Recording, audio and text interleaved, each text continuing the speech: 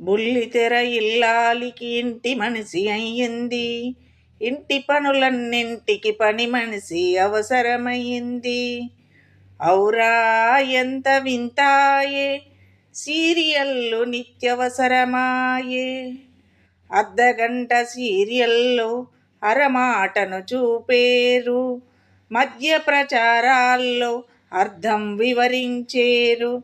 అయ్యో అంతములేని సీరియల్లు, అనునిత్యం ఎదురు చూపులు. మధ్యాహ్నం మొదలైన మధ్యరాత్రి వరకు వార్తలినే మగనికైన శాపాలే చివరకు. అయ్యయ్యో ఏమి గమ్మత్తు, ఇంటింటికి టీవీల తంతు.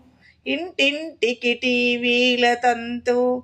అదుపు తప్పి ఓ రోజు విద్యుత్ అంతరాయమొస్తే, సీరియల్ చూడని రోజు బాధతో కేకలేస్తే, మరీ మనోవేదన ఎక్కువై మానసిక రోగిగా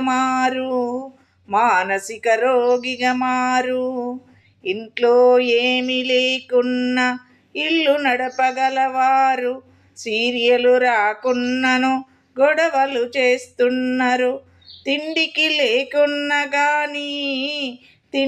లేకున్నా గాని టీవీ రీఛార్జ్ తప్పదన్నా.